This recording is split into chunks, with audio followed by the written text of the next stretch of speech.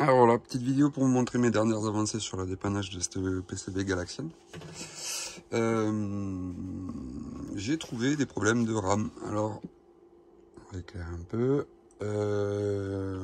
Comment dire, sur cette plaque, sur cette PCB, il y a des RAM qui sont ici, qui sont des 2114, c'est de la vieille RAM. J'en avais commandé en préventif parce que elles sont souvent sujettes à des pannes. Et donc voilà pour dire l'avancée que j'ai en ce moment.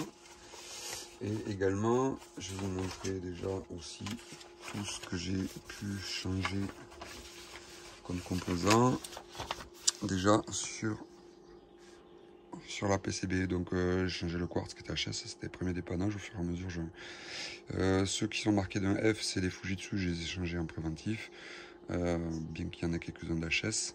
Le Z80, j'en ai commandé un, mais il désynchronise, j'ai l'écran qui saute, donc je pense que le mien est en meilleur état que celui que j'ai acheté.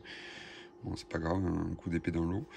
Les EPROM ont été changés, les RAM, c'était celles-ci aussi sont...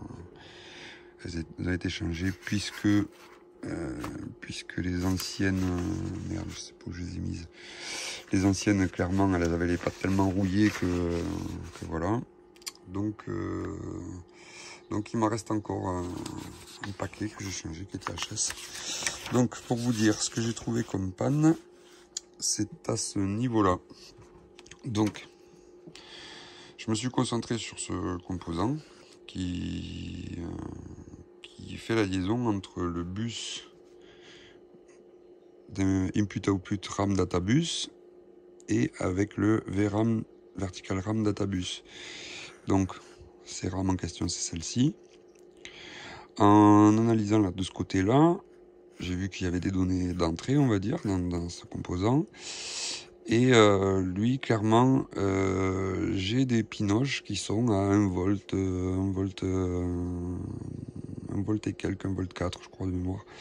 Donc, par exemple, sur la 3F, la RAM 3F, la pinoche 12, j'ai VRAM 4, donc la 3F, c'est celle-ci. Pinoche 4. Non, pardon, VRAM 4, pinoche 12.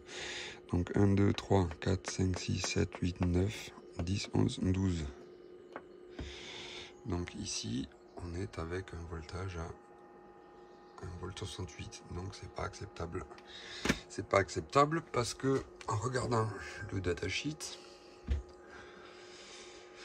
je vais vous expliquer.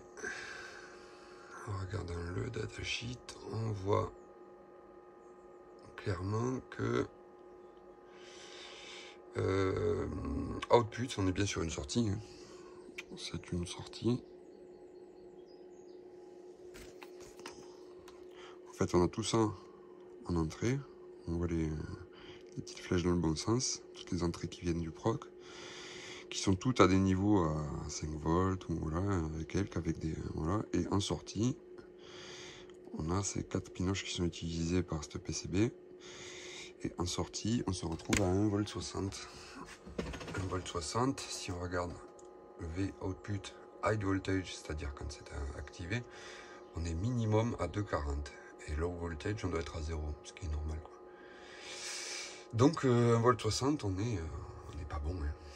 Donc j'ai fait l'exercice de regarder cette RAM, celle-ci, et bien sur les 4, il y en a 3 d'HS. Voilà. Donc c'est commandé. Il n'y a plus qu'à attendre un petit mois. J'espère que ça va pas faire le tour de l'Europe comme les dernières, comme pour celle-ci. Voilà, donc on va changer celle-ci en préventive. J'ai également commandé celle-ci. Et après, il restera pas grand-chose au niveau RAM. Voilà. Allez, la suite au prochain épisode dès que je les aurai reçus.